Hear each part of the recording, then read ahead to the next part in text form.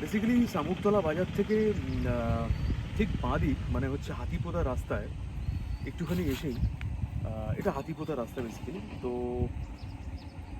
Just এইদিকে যাওয়া হচ্ছে এবং এই যে জায়গাটা আমরা দাঁড়িয়ে আছি জায়গাটা হচ্ছে তুরতুরি ব্রিজ। ঠিক আছে, তুরতুরি ব্রিজ। NH-27 থেকে এসে একদম শামুকপোতা যে মুখটা আছে সেই মুখ থেকে লেফট নিয়ে স্ট্রেট, কোনো ডান দিক বাঁ দিক না, শামুকতলা বাজার একদম মুখটা যেটা আছে বাজার থেকে ঠিক বাঁ দিক নিলেই হচ্ছে হাতিপোতা যাওয়ার রাস্তা। তো এখনও অবধি আমরা হাতিপোতা যাওয়ার রাস্তা সোফা। আর এই যে টুকটুকি যে ব্রিজটা আছে এখানে দেখতে পাচ্ছি যে রায়ডাক নদী, বেসিক্যালি রায়ডাক নদী এটা বয়ে সানসেটটা হচ্ছে and it is so fantastic. মানে সিনারিও যদি আমি এই জায়গাটা আমি দেখি, মানে একটা এরকম মানে একটা structural trees along with sunset, তারপরে এরকম একটা ব্রিজ দেখে তো ব্রিজটাকে মনে হচ্ছে খুব একটা পুরনো হবে না, খুবই নতুন হবে। আর এই যে গোল্ডেন লাইটটা এটা আমাদের বাইকের ওপরে পড়াতে বাইকটা রীতিমতো ভীষণ চকচক করছে। It looks so fantastic. ঠিক আছে, তো এইখানটা জাস্ট আমরা কত হবে অলমোস্ট 1 hour 15 মিনিটসের মতন আমরা রাইড করলাম। রাস্তাঘাট একটু খারাপ ছিল বলে আস্তে আস্তে চালাচ্ছিলাম, তারপরে একটু ভিড়ভাট্টা ছিল। তো অলমোস্ট 2টোর সময় রাইড শুরু করলাম, এখন বাজে হচ্ছে 3:30, মানে অ্যারাউন্ড ওই 1.5 ঘন্টা মতো লাগলো সোফার এখানে।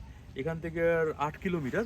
আমরা বেসিক্যালি যে জায়গাটা যাচ্ছি সেই জায়গাটার নাম হলো রায়ডাক একটা নেস্ট। বেসিক্যালি সেখানে একটা বাগান বাড়ি টাইপের আছে এবং বাগান বাড়িটা this guy was honking basically intentionally because there was a lot of road left, but anyways not an issue. তো কথা হচ্ছে যে এই যে আমরা যাচ্ছি এই রাস্তাটা থেকে এখান থেকে অ্যারাউন্ড আর 8 কিলোমিটারের মতন হবে রাইডার প্লেস। সেখানে একটা বাগান বাড়ি আছে। ঠিক আছে, সেই বাগান বাড়ি মেনটেন্ড বাই, আমি পুরোটা গিয়ে দেখাবো কারা মেনটেন করে, কী বৃত্তান্ত, এক্সেট্রা এক্সেট্রা। তো দিস ইজ ইট। তারপরে আমরা ওই বাগান বাড়ির কাছে গিয়ে আমরা দেখাচ্ছি। ঠিক আছে, এরকম একটা ব্রিজ, মানে শামুকতলা রাস্তাটা থেকে যখন আমরা জাস্ট ডান দিকে নিলাম, যে কেউ বুঝে যাবে, মানে খুব একটা টাফ না রাস্তাটা। তো নিয়ে যখন আমরা মানে ডান দিক বাদিক আর কি টি গার্ডেন আছে, এখানটা সুপারি বাগান অল্প বিস্তার।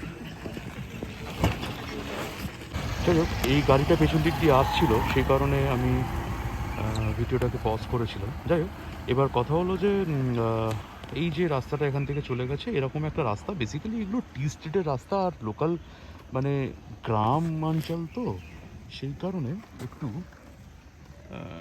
ডিফিকাল্ট হয়ে যায় এই এরকম একটা। তবে রাস্তাটা খুব একটা খারাপ না, রাস্তাটা একদমই চলার মতন। এরকম একটা রাস্তা, রকি দাঁড়িয়ে আছে ওখানে। তো আগে গিয়ে দেখাচ্ছি, আগে দেখি কেমন কি পাই। হ্যাঁ, কীভাবে আসবো কীভাবে যাবো এত কিছু আমি বললাম না, বিকজ এরকম একটা দৃশ্য। এখান থেকে আর 2 কিলোমিটার বাকি মাত্র। তখন যেটা বলছিলাম যে দেখো, বেসিক্যালি কুচবিহার থেকে বা শিলিগুড়ি থেকে যারা আসে বা যারা আসাম থেকেও আসে, তারা মূলত এই জায়গাটা সম্পর্কে অনেকটা অ্যাওয়্যার যে হাতিপোতা জায়গাটা অনেকেই শুনেছে। আর শামুকতলা তো খুবই ফেমাস নাম, আলিপুরদুয়ার ডিস্ট্রিক্টের অন্তর্গত। তো জায়গাটা ভীষণ ভীষণ সুন্দর এবং এখানকার মানুষ এত নমনীয় বলে বোঝাতে পারবো না।